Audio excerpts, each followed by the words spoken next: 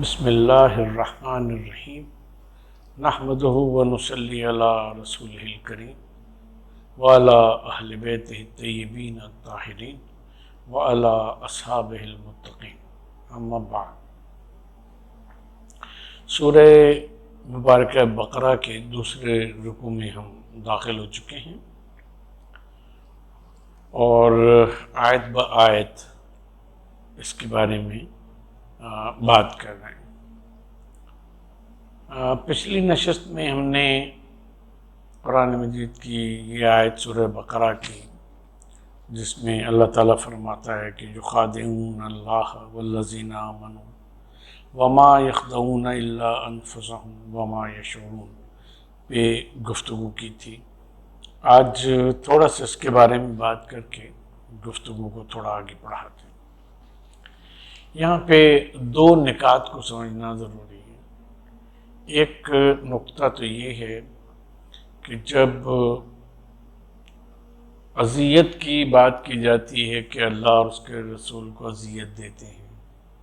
یا اللہ کو اذیت دیتے ہیں، یا قرآن مجید میں یہ تعبیر آئی کہ وہ اللہ کو دھوکہ دینا چاہتے ہیں، دھوکہ دیتے ہیں، اور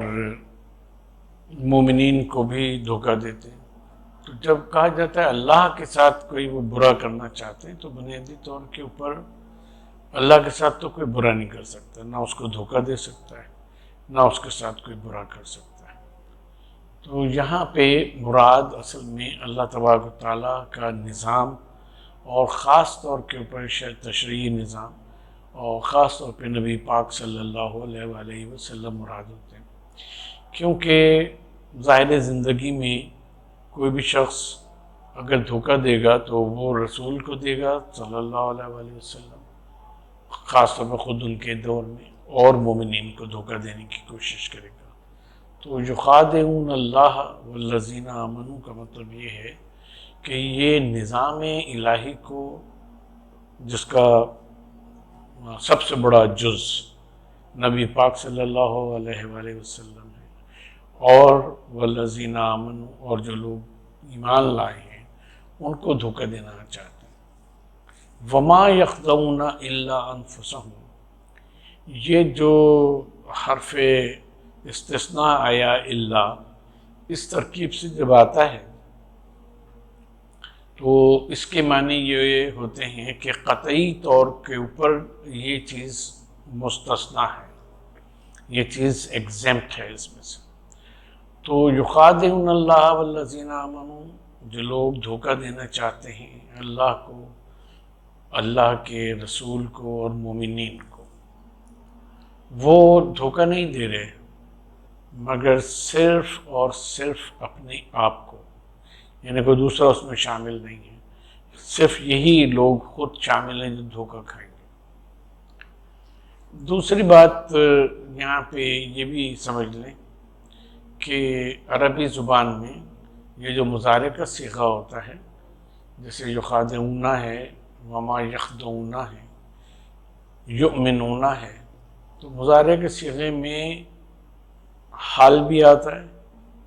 مستقبل بھی آتا ہے، یعنی پریزنٹ، فیوچر، اور یہ بہت سی جگہ کنٹینیوس کے معنی دیتا ہے، یعنی دیتے رہنا چاہتے ہیں، یہ بھی اس کا ترجمہ ہو سکتا ہے۔ یؤمنون کا مطلب صرف ایمان لانا نہیں ہے، بلکہ ایمان کے اوپر باقی رہنا بھی ہے۔ یکفرون کا مطلب صرف کفر اختیار کرنا نہیں ہے، بلکہ اس کا مطلب ہے کفر اختیار کیے رہنا تا وقت کہ انسان مسلمان نہ ہو جائے، ایمان نہ لے آئے۔ تو اسی طرح سے یہ باب مفاعلہ سے یخادعون، وہ دھوکہ دینا چاہتے ہیں، اور یہاں باب مفاعلہ بنیادی طور کے اوپر مبالغے کے لیے آیا کہ ان کی شدید خواہش یہ ہے اور شدید کوشش یہ ہے کہ یہ اللہ اور ان کے رسول کو اور اس کے ساتھ ساتھ مومنین کو، جو لوگ ایمان لائیں، انہیں دھوکہ دے دیں، اور یہ کرنے میں ان کو، یہ کسی کو دھوکہ نہیں دے پائیں گے مگر صرف اپنے آپ کو، ان کا اپنے آپ کا دھوکہ ہوگا۔ اچھا، عربی زبان میں یہ خدع کی جو لفظ ہے، خدع کے لفظ میں کہ بہت سارے شیڈز آف میننگز ہیں. جب کوئی شخص کاروبار کرتا ہے تو اس میں مثلاً یہ کہتے ہیں کہ اس نے کاروبار کیا وہ خدا بالسوق، لیکن یہ کہ کاروبار میں اس کو نقصان ہو گیا، بازار میں اسے نقصان ہو گیا. تو اگر غور کیا جائے تو یہ معنی یہاں پہ بالکل فٹ ہوتے ہیں اور دیگر معنوں کے ساتھ ساتھ، کہ یہ چاہتے ہیں کہ ایمان نہ لا کے یا دو رخی اختیار کر کے، منافقت اختیار کر کے، کہ ان کو بھی ساتھ رکھیں اور اپنے لوگوں کو بھی ساتھ رکھیں. تو یہ نقصان پہنچانا چاہتے ہیں دینی نظام کو بھی، اللہ اور اس کے رسول کو اور مومنین کو. لیکن حقیقت یہ ہے، یہ اس کے متعلق آیت آگے بھی آ رہی ہے، فما ربحت تجارتہم، تو اس کو وہاں پہ اس سے جوڑیں گے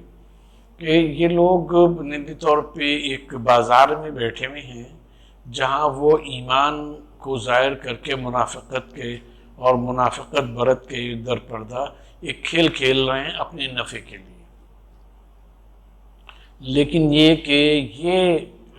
جو کھیل ہے، یہ کاروبار جو ہے، یہ انہیں کسی کو نہیں، خود انہیں کو نقصان پہنچائے گا. یخادعون اللہ والذین آمنوا وما یخدعون الا انفسهم وما یشعرون. لیکن انہیں ابھی اس بات کا شعور نہیں ہے، یہ اس بات کو جانتے نہیں، شعور نہیں ہے ان کو، یہ کانشس نہیں ہے اس کے بارے میں. دیکھیں یہ اس طرح سے ہوتا ہے کہ جیسے کوئی شخص ہے، بازار کی مثال دے دیتے ہیں کیونکہ ہم نے خدا کی تشریح کرتے ہوئے بازار کی مثال دی تو اسی کی مثال آگے بڑھا دیتے ہیں کہ کوئی شخص ہے،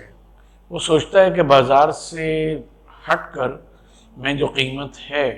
جس کو اکنامکس میں پرفیکٹ کمپٹیشن کہتے ہیں،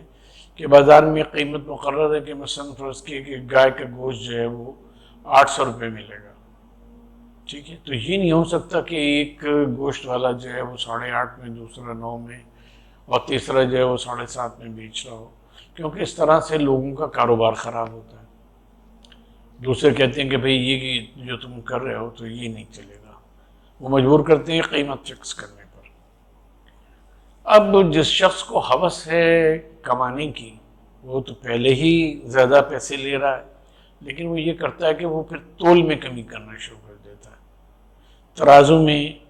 اپنا جو اسکیل ہے اس میں کچھ ایسی گڑبڑ کرتا ہے کہ مثلاً 1 کلو کی بجائے وہ 3 پاؤ، 3.5 پاؤ تولے، 3.5 اس طرح سے، اور آدھا پاؤ جو ہے وہ مثلاً بچا لے، 200 گرام بچا لے، 100 گرام بچا لے. تو اس طرح سے اس کا وہ تول بھی گویا بظاہر پوری ہو جاتی ہے اور وہ پیسے بھی پورے لے لیتا ہے، لیکن اس کے پاس آدھا پاؤ گوشت جو ہے 200 گرام گوشت بچ جاتا ہے اور وہ ظاہر ہے وہ آگے کو بیچ دیتا ہے. تو وہ یہ سوچتا ہے کہ میں اس طرح نفع کما رہا ہوں، لیکن اس کو اس بات کی طرف توجہ نہیں ہوتی کہ یہ کھیل کتنے دن چلے گا. تھوڑے دن میں یہ بات کھل جاتی ہے اور لوگ جو ہیں اس کو بے ایمان سمجھتے ہوئے، کم تولنے والا سمجھتے ہوئے اس سے لینا چھوڑ دیتے ہیں. پھر وہ اپنا پورا گوشت لیے بیٹھا رہتا ہے اور اس سے کوئی خریدنے والا نہیں ہوتا. دائیں بائیں گاہک ہوتے ہیں اور اس سے نہیں خرید رہے ہوتے. اسی صورت سے بد زبانی کی کیفیت ہے کہ بعض دکاندار آپ کو ملیں گے، وہ بہت ہی اچھی طرح سے بات کر رہے ہوں گے، بھائی کہہ کے، یا کوئی بزرگ ہے تو چاچا کہہ کے، ان کی طرف لوگ زیادہ اٹریکٹ ہوتے ہیں. اور کچھ آپ کو ملیں گے تو کہیں گے لینا ہو لو بھائی، ورنہ اگلی دکان پہ جاؤ. تو ان سے پھر لوگ لینا چھوڑ دیتے ہیں کہ اس کا تو اخلاقی اچھا ہے نہیں ہے. لیکن ان لوگوں کو اس بات کا شعور نہیں ہوتا کہ وہ اس طرح اپنا نقصان کر رہے ہیں. تو یہاں یہی کہا جا رہا ہے کہ ان کو ایک نفع کی بات بتائی جا رہی ہے کہ اللہ اس کے رسول کے اوپر، ہدایت کے اوپر ایمان لاؤ، لیکن یہ منافقت برت رہے ہیں اور ظاہر کرتے ہیں اپنے ایمان کو کہ ان کے ساتھ بھی رہیں اور جو نفع مل رہا ہے وہ ان سے بھی لیں، جو بھی فائدہ حاصل ہو سکتا ہے. اور جو دوسرا گروپ ہے جس کے ساتھ اصلاً یہ ہیں قلبی طور پر اور دماغی طور پر، ذہنی طور پر، ان سے بھی جڑے رہیں تاکہ ان کے فوائد بھی ملتے رہیں، لیکن انہیں اس بات کا اندازہ نہیں ہوتا کہ اگر اس گروپ کا اندازہ ہو جائے کہ یہ ایمان والے گروپ کے ساتھ سنسیئر ہیں تو وہ پھر انہیں منہ لگانا چھوڑ دیتے ہیں یا ان کے ساتھ نقصان کا معاملہ کرنے لگتے ہیں، اور اگر انہیں پتہ لگ جائے کہ یہ پکے منافق ہیں تو یہ لوگ بھی انہیں منہ نہیں لگاتے۔ تو اللہ تبارک و تعالیٰ یہ فرما رہا ہے کہ یہ اللہ اور اس کے رسول کو اور ایمان والوں کو دھوکہ دینا چاہتے ہیں، لیکن یہ کسی کو دھوکہ نہیں دے رہے، یہ صرف اپنے آپ کا نقصان کر رہے ہیں اور ان کو اس کا شعور نہیں ہے۔ فی قلوبہم مرض فزادہم اللہ مرضا ولہم عذاب علیم بما کانوا یکذبون۔ اس قسم کی ترکیبیں جو قرآن مجید میں آئی ہیں، جہاں کسی فعل کو ہم نے پچھلی نشست میں بھی عرض کیا تھا کہ اللہ تبارک و تعالیٰ کی طرف منسوب کیا گیا ہے، تو اس میں اللہ تبارک و تعالیٰ فاعل نہیں ہوتا، یعنی وہ کام اللہ نے نہیں کیا ہوتا، بلکہ اس قسم کی جو آیات ہیں وہ ابھی ایسی آیات اور آگے آئیں گی۔ اس کا مطلب یہ ہوتا ہے کہ صلہ دینا، جیسے ہمارے وہاں انگلش میں کہتے ہیں ٹٹ فار ٹیٹ، جیسا کرو گے اردو میں کہتے ہیں جیسا کرو گے ویسا بھرو گے، جو انسان کے اعمال ہوتے ہیں اسی طرح کا ان کے ساتھ سلوک کیا جاتا ہے، وہ اس کا ویسے ہی اجر پاتے ہیں۔ فی قلوبہم مرض، انہوں نے یہ مرض نفاق اپنے اندر پا لیا ہے، پال لیا ہے، اس کو پروان چڑھایا ہے، ٹھیک ہے۔ فی قلوبہم مرض فزادہم اللہ مرضا، تو اللہ تبارک و تعالیٰ نے اس کا صلہ ان کو یہ دیا، اس کا نقصان انہوں نے جس کا اوپر والی آیت میں ذکر کیا گیا تھا، اس کا نقصان اللہ نے ان کو یہ دیا کہ ان کا جو یہ مرض ہے اس کے جو اثرات ہیں وہ اسی صورت سے اللہ تبارک و تعالیٰ نے باقی رکھے، کیونکہ انہوں نے ہدایت کو قبول نہیں کیا۔ یہ ایسا ہی ہے کہ جیسے کسی شخص کو کوئی انفیکشن ہو جائے اور ڈاکٹر تو اس کو دوا دے اور کہے کہ بھئی یہ اینٹی بائیوٹک استعمال کرو تم ٹھیک ہو جاؤ گے، لیکن وہ اس کو استعمال نہ کرے، اور جب استعمال نہیں کرے گا تو اس کا نتیجہ کیا ہوگا کہ وہ مرض اس کو گویا کہ افیکٹ کرنا شروع کرے گا، پے بیک کرنا شروع کرے گا، اور وہ زیادہ کمپلیکیٹڈ ہوتے چلے جائے گا۔ تو اس مرض نے ہی اس میں کمپلیکیشنز جو ہیں وہ پیدا کی۔ تو یہ اس قسم کی جو ترکیبیں قرآن مجید میں آئی ہیں وہ بنیادی طور کے اوپر صلے کے لیے آئی ہیں کہ اس کا ریوارڈ انہیں یہ ملا کہ اللہ تبارک و تعالیٰ نے کہا اچھا اگر تم اپنے مرض کو ٹھیک نہیں کرنا چاہتے تو ان کو چھوڑ دیا، طرح کا اعلیٰ حال ہے، ان کو ان کے حال پر چھوڑ دیا کہ اچھا ٹھیک ہے اب یہ مرض جو ہے وہ تم بڑھاتے رہو اپنا، ہم نے تو ریمیڈی دے دی تھی، ہم نے تو بتا دیا تھا کہ یہ قرآن رسول اور مومنین کی راہ کے اوپر چلو تو تم فلاح پا جاؤ گے، لیکن تم نے خود اس کو اختیار نہیں کیا، کیونکہ مرض نفاق اور کفر تمہارے دلوں کے اندر بیٹھا ہوا ہے۔ تو یہاں بھی قلوب کے معنی اصل میں فکری رویے کے ہیں، ان کا فکری رویہ جو ہے وہ بنیادی طور پہ جس کو ہم لوگ انگلش میں کہتے ہیں they are sick in their minds، یہ اپنے ذہنوں میں یہ سکھ ہیں، انہوں نے اپنے طور کے اوپر مرض کو گویا پال لیا ہے یا فرض کر لیا ہے اور یہ بس اسی مرض میں جیے جا رہے ہیں۔ فی قلوبہم مرض فزادہم اللہ مرضا ولہم عذاب علیم بما کانوا یکذبون۔ یہ جو بما کانوا میں بے ہے، یہ وہی بے ہے کہ جو صلے کا کہلاتا ہے، جو ریوارڈ کے لیے استعمال ہوتا ہے۔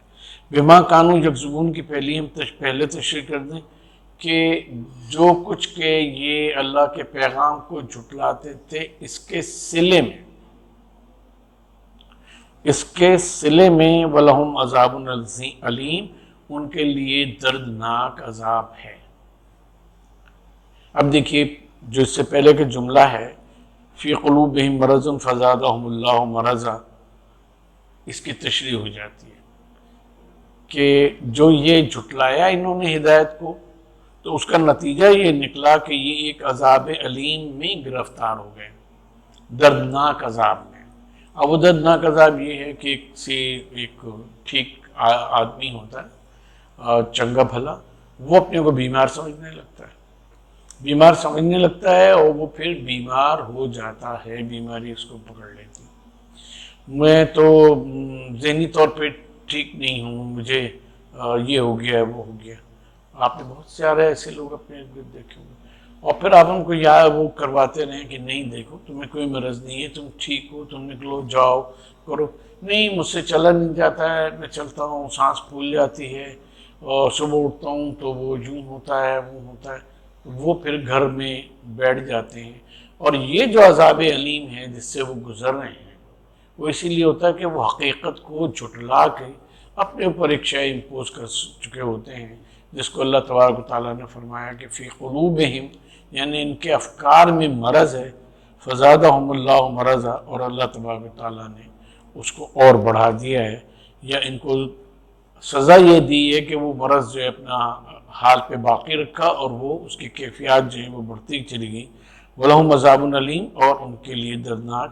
عذاب ہے۔ کیوں دردناک عذاب ہے؟ بِمَا كَانُوا يَكْذِبُونَ، اس کے صلے میں جو کچھ کہ یہ جھٹلاتے رہے اللہ تبارک و تعالیٰ کی طرف سے ہدایت کو، اس کے صلے میں ان کے اوپر ان کو اس کیفیت کا سامنا کرنا پڑا۔ پھر 11ویں آیت ہے وَإِذَا قِيلَ لَهُمْ لَا تُفْسِدُوا فِي الْأَرْضِ قَالُوا إِنَّمَا نَحْنُ مُصْلِحُونَ، جب ان سے یہ کہا جاتا ہے، اس کا سیدھا سا ترجمہ یہ ہوگا کہ وَإِذَا قِيلَ لَهُمْ، اور جب ان سے یہ کہا جاتا ہے کہ لا تفسدوا فی الارض، زمین پر فساد مت پھیلاؤ، زمین کو فاسد نہ کرو، قالو انما نحن مصلحون، کہ ہم تو محض صرف اور صرف ہم تو اصلاح کرنے والے ہیں۔ اب یہاں فساد فی الارض کے بنیادی طور کے اوپر معنی ہیں، یوں تو فساد فی الارض کے بہت سے معنی جو آگے آیات آئیں گی اس وقت اس کی تشریح کریں گے، لیکن یہاں فساد فی الارض سے مراد یہ ہے کہ جو انسان کے نفاق کے نتیجے میں وجود میں آتا ہے، انسان کے حقیقتوں کو جھٹلانے کے سلسلے میں وجود میں آتا ہے، کہ سیدھی سادھی زندگی چل رہی ہوتی ہے، کوئی آرگنائزیشن ہے وہ سیدھی سیدھی چل رہی ہوتی ہے اور ماشاءاللہ گرو کر رہی ہوتی ہے، سب کچھ کر رہی ہوتی ہے، اس میں کوئی ایک شخص ایسا آ جاتا ہے کہ جو منافقت کرنا شروع کرتا ہے۔ کوئی نیا شخص آ گیا، وہ پہلے یہ دیکھتا ہے کیونکہ ذہن میں اس کے مرض ہے، دل میں اس کے مرض ہے، اس نے دیکھا کہ جو ہائر مینجمنٹ ہے یا باس ہے اس کے قریب کون ہے، پہلے وہ اس سے قریب ہوا، اس کے قریب رہنا شروع کیا، باتیں یہ کھانا کھا رہا ہے، چائے پی رہا ہے، یہ کر رہا ہے وہ کر رہا ہے، پھر اس کی وہ بیک بیٹنگ شروع کر دیتا ہے کہ وہ یہ لوگ بیٹھے ہوئے آپس میں یہ بات کر رہے تھے تو فلاں نے یہ کہا اس قسم کا، ٹھیک ہے آپ نے کیش اس کو دیا ہوا ہے، لیکن میں آپ کو بتا رہا ہوں کہ ذرا تھوڑا سی نظر بھی رکھیے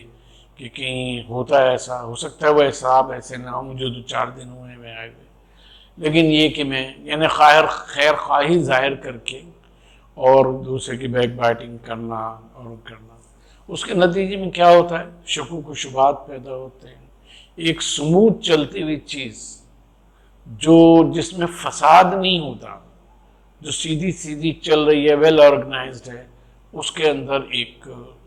چرمول پیدا ہونا شروع ہو جاتا ہے، آرڈرز آ جاتے ہیں، بھئی تم جو کوئی واچر بھی ہو وہ مجھ سے بغیر سائن کیے بغیر اب آئندہ نہیں بھیجنا، یہ نہیں کرنا، وہ نہیں کرنا، فلاں کو پیمنٹ کرنی ہو تو وہ 2 آدمیوں کے سائن سے ہوگی، ایسا ہوگا ویسا ہوگا۔ اس سے کیا ہوتا ہے کہ جو لوگ لے کے چل رہے ہیں آرگنائزیشن کو یہاں تک لے کر آئے ہیں، وہ پھر شکوک میں مبتلا ہو جاتے ہیں کہ ان کو مینجمنٹ کو ہم پر اعتماد نہیں رہا۔ اب جب ہم پر اعتماد نہیں رہا تو وہ ان کا دل گویا اردو میں جو کہتے ہیں کھٹا ہو جاتا ہے، اور آرگنائزیشن میں فساد آ جاتا ہے، لوگوں کو ایک دوسرے پر اعتماد نہیں رہتا، اور جب ان سے کہا جاتا ہے کہ تم یہ کیا کر رہے ہو تو کہتے ہیں ہم تو for the betterment of the organisation, ہم تو آرگنائزیشن کی اچھائی کے لیے یہ سب کر رہے ہیں کہ ایک کے بجائے 2 سائن سے جائے، یہ ہو وہ ہو، اور ہر چیز کا جو علم ہے وہ چیف اکاؤنٹنٹ کو ہونا چاہیے، یا اپوائنٹمنٹ ہو رہا ہے تو جو پیپرز ہیں ان کو ریکٹیفائی کروا لیں کر لیں، تو ڈاؤٹس کو کریٹ کرتے رہتے ہیں اور وہاں فساد جو ہے وہ پھیلتا رہتا ہے، یہاں تک کہ آرگنائزیشن جو ہے وہ تتر بتر ہو جاتی،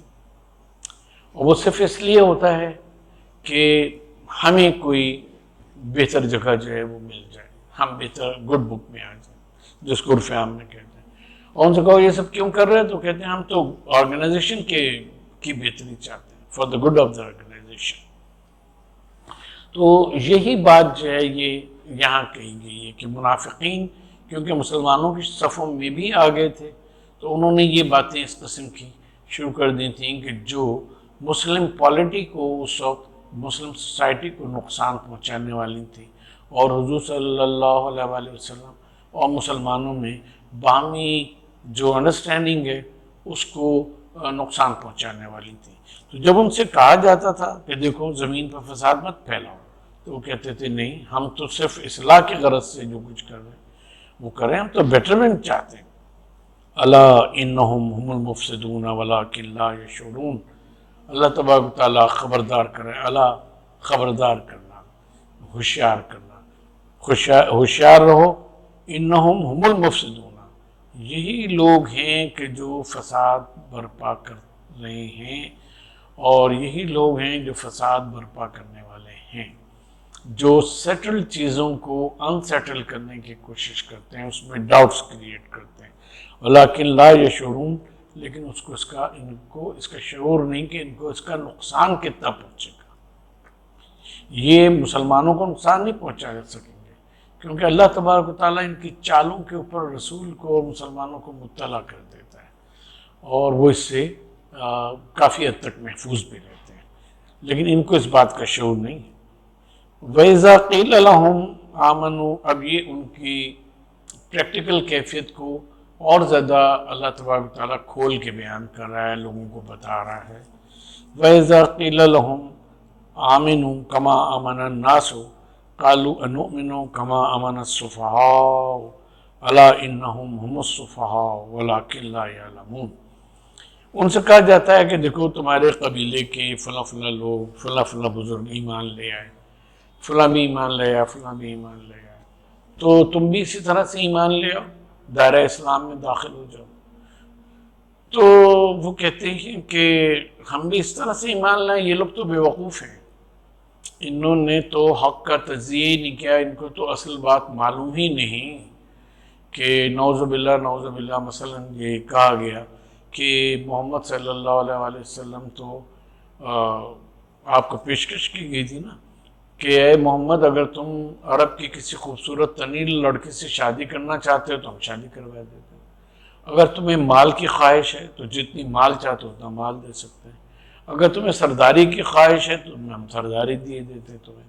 ہم سب کرنے کو تیار ہیں۔ یہاں تک بھی کہا گیا کہ محمد صلی اللہ علیہ وآلہ وسلم، محمد نے ملک پانے کے لیے، حکومت پانے کے لیے ایک کھیل کھیلا تھا، نہ کوئی وحی نازل ہوئی، نہ کوئی فرشتہ آیا، یہ بھی بات کے ادوار میں کہا گیا۔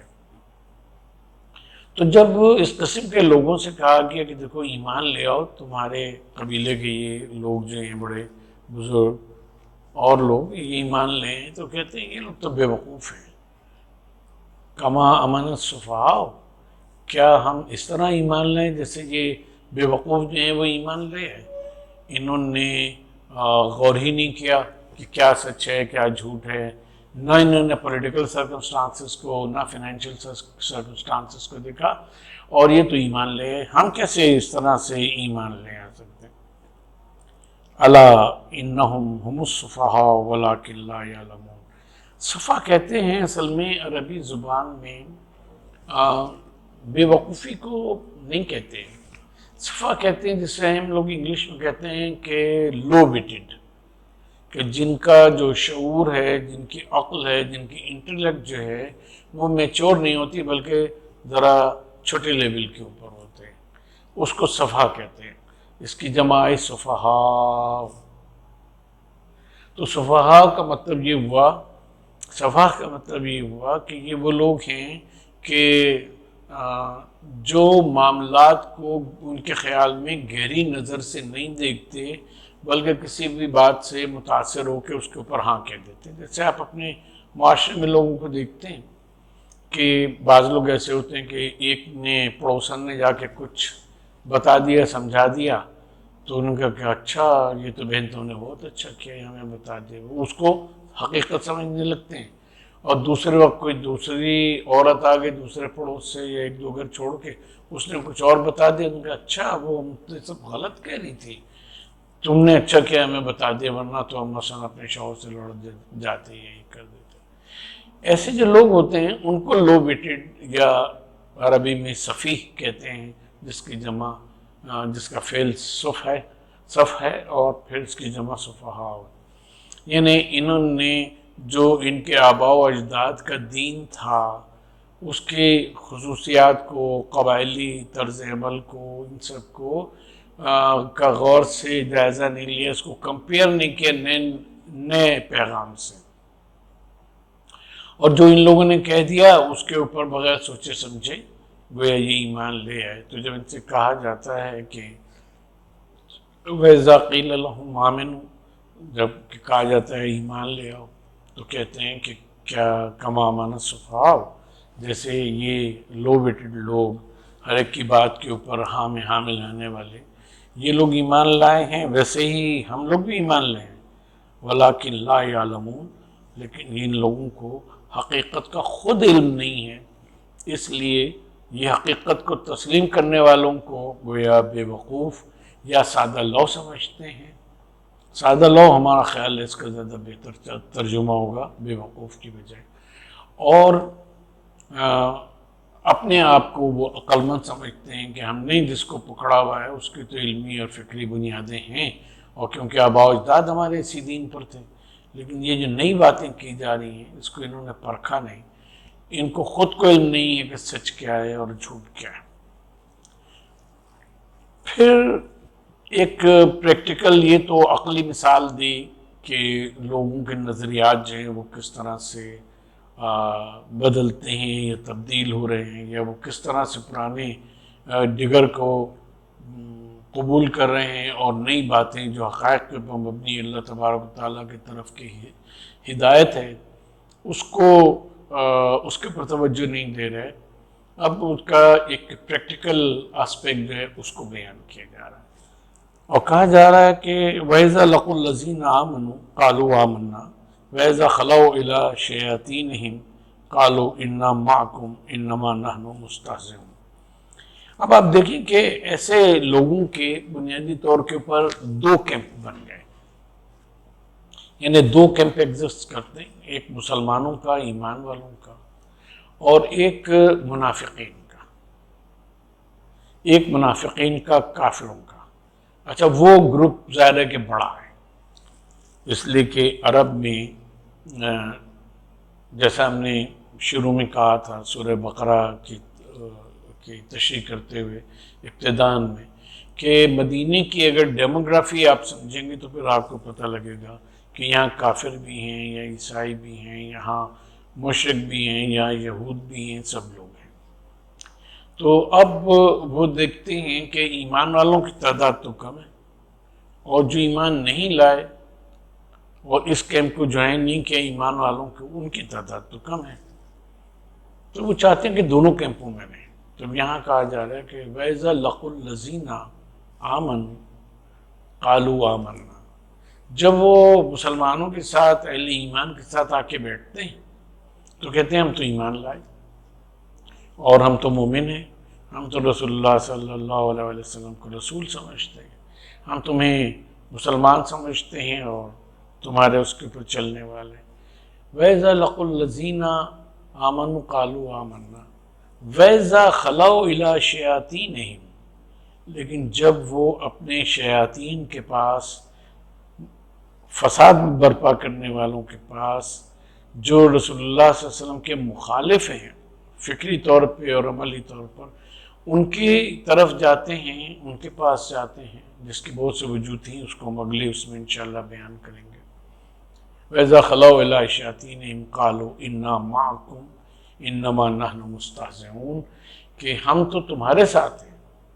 ان کے ساتھ تو ہم ٹھٹا مخول کر رہے تھے، ان کے ساتھ تو ہم دل لگی کر رہے تھے، ان کے ساتھ نہیں، تمہارے ساتھ ہیں۔ اللہ تبارک و تعالی ہم سب کو اس دوئی سے محفوظ رکھے اور ایمان پہ چلنے کی توفیق عطا فرمائے۔ وما علینا الا البلاغ۔